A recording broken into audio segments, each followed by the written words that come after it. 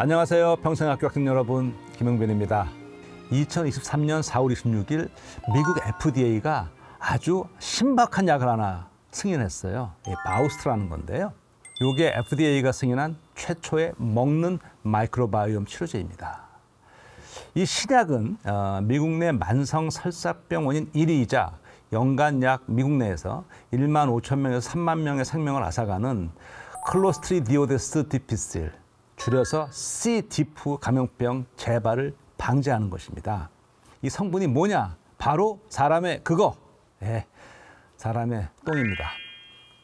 건강한 사람에서 기증받은 그거를 살균 처리해서 살아있는 미생물 세포는 다 죽여요. 바이러스 제거하고, 그리고 이제 좋은 미생물이 만드는 이제 포자만 남겨둔 것인데, 어쨌든 알약에 들어있는 거는 그겁니다. 왜 저렇게 그걸로 약을 만드느냐? 좋은 질문이신데요. 좋은 미생물만 뽑으면 좋겠는데, 우리 장 속에 사는 미생물이 한 1000종 이상 살고 있다고 그러는데 도대체 이게 어떤 게 정말 좋은 건지 알 수가 없어요. 그래서 할 수 없이 이렇게 쓰는 거거든요. 이 원료가 되는 그거는 100% 기증받아야 되거든요. 왜? 원료를 합성할 수가 없어요. 우리가 지금 혈액도 헌혈을 받아야 돼요. 못 만드니까. 역시 그것도 이거는 헌분을 받아야 돼요. 근데 이 분은 제가 볼 땐 이건 절대 못 만들어요. 이거는 사람의 영역이 아니라고 봅니다. 이거는 신의 영역이에요. 어떤 면에서 우리가 좋은 그거를 누시는 분은 똥신입니다. 좋은 똥신. 자, 이 약의 원리는 이렇습니다. 이 자연 환경에는요, 뭐 인간도 마찬가지고 여러 그 동물의 분변에 이 CDP는 그냥 있는 그런 세균이에요. 근데 이게 가끔씩 독소도 만들고 그러는데요. 설사를 유발하고요. 현재 통계를 보게 되면은 전체 사람의 인구의 한 10% 정도, 10명이 한 명꼴로 이제 이거를 이제 갖고 있는데, 건강한 장내 미생물 상태가 유지되면은 얘는 그냥 그저 그런 구성원이 그냥 그렇게 살아가요, 속에서. 그런데 문제는 이 어떠한 이유에서든지 장내 미생물 상태가 교란되면 얘네가 태도가 돌변해요. 예를 들어서 뭐 항생제를 장기간 복용했다거나 아니면 뭐 항암 치료 등을 통해서 장내 미생물 상태가 많이 훼손됐을 경우에, 그래서 많은 구성원들이 좀 사라졌을 경우에 얘네가 이제 득세를 하기 시작해요. 비유가 뜰지 모르겠는데, 평소에는 그냥 그저 그냥 뭐 동네 불량배 순이었는데, 이 수가 많아지면서 새를 불려서 마치 조직폭력배처럼 이제 활동을 한단 말이에요. 또 이런 지경에 이르면 얘네들한테 항생제를 주면 해결될 것 같잖아요. 왜 항생제를 주지? 그런 약을 쓰느냐? 좋은 질문이신데요. 항생제를 주게 되면은 얘네는 첫 번째 어떤 특기가 있냐면, 상황이 안 좋아지면 포자를 만들어요. 포자를 싹 만들어 숨습니다.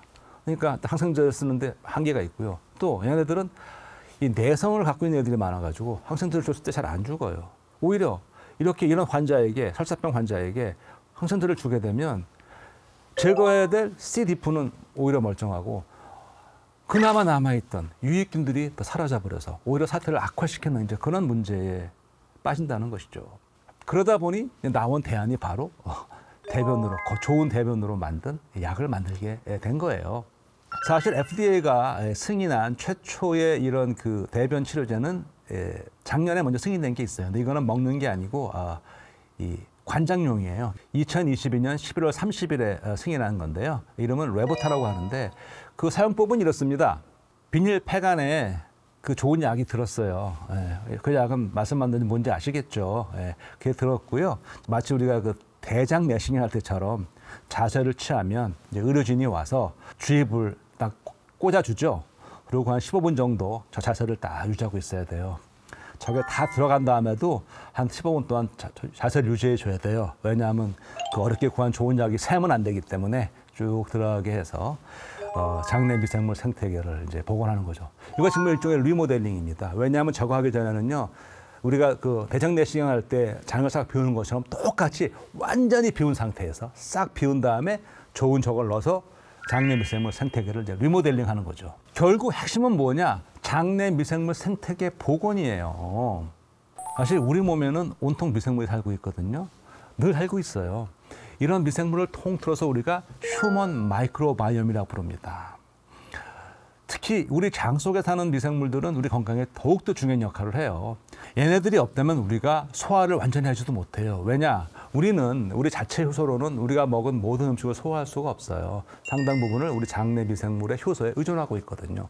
일부는 비타민도 만들어주고요. 항염증 물질도 만들어줘서 우리 건강에 굉장히 중요한 역할을 합니다. 그러니까 이 장내 미생물 생태계가 건전해야 우리가 건강해지는 것이죠. 훼손된 장내 미생물 생태계를 복원하기 위해서 이런 방법을 쓰는 거예요. 자, 우리가 이제 장내 미생물을 비롯한 인체에 살고 있는 미생물의 참모습은 상당 부분 파악했어요. 즉 어떤 미생물이 살고 있고 대략 어떤 기능을 하는지 알고 있고요. 한마디로 말해서 이들과의 조화로운 공생이 우리 건강의 필요 조건이라는 것을 알아냈습니다. 아직 아쉬운 부분은 이들 미생물의 정확한 기능과 그들의 역동적인 관계를 우리는 아직 잘 몰라요.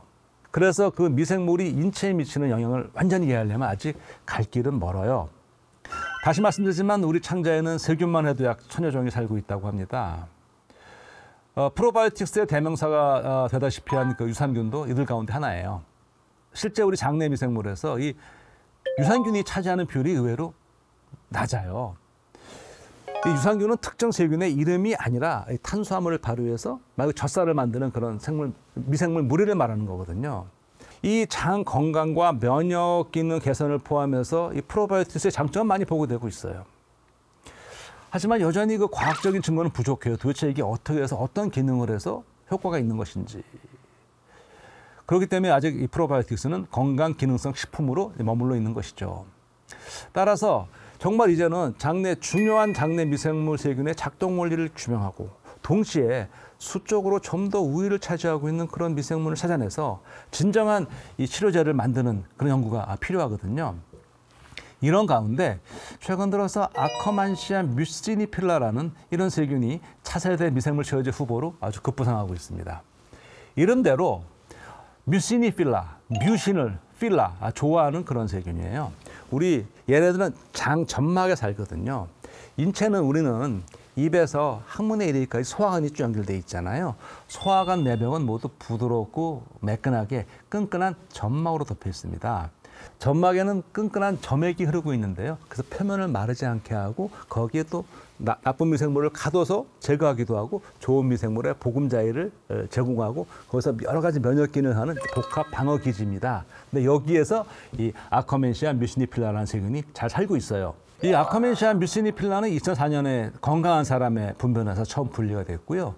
그 이후에 연구를 통해서 장 건강에는 물론이고 비만에서부터 제2형 당뇨병 그리고 아토피에 이르기까지 여러 대사성 질환 개선에 효과가 있다는 것으로 이렇게 보고가 되고 있습니다. 흥미로운 사실은요. 이 아커멘시아 뮤시니필라를 생균으로 투여하는 것보다 오히려 살균 처리해서 사균으로 투여하는 게 더 효과가 좋다는 사실도 발견됐어요. 이거는 뭘 의미하는 거냐? 살균을 했을 때 효과가 더 좋아진다는 얘기는 세균 자체보다는 세균에서 유래하는 어떤 물질이 효과가 있다는 것이거든요. 발견이 있고 얼마 지나지 않아서 연구를 통해서 그 세균의 세포벽, 세포막에서 특히 세포벽에서 이 후보 물질을 발견했어요. 근데 이제 이 세균에 대한 연구에서는 국내 연구진도 큰 활약을 하고 있어요. 2022년 1월 달에 국내 연구진이 아커멘시아 뮤시니필라를 보고하면서 어떤 보고를 했냐면 한국인의 장에서 분리한 세균은 기존의 서양인에서 분리된 세균과 좀 다른 특성을 가지고 있다. 핵심은 뭐냐면은 인종이나 민족에 따라 제가 봤을 때는 중요한 게 먹는 음식에 따라서 살고 있는 아커멘시아 뮤시니필라가 다르다는 것이죠. 이와 같은 연구 결과는 앞으로 맞춤형 치료제 개발에 굉장히 중요한 단서를 제공합니다. 영국의 경제 주간지 이코노미스트가 있습니다. 근데 이거 2012년 8월 18일자 표지는 너무 저는 이채롭다 못하 의아해요. 왜냐? 아니 이 경제지의 표지에 천재예술가 레오나르도 다빈치가 그린 그 유명한 소묘 인체 비례도를 패러디해서 온통 미생물 집합체로 표현했거든요.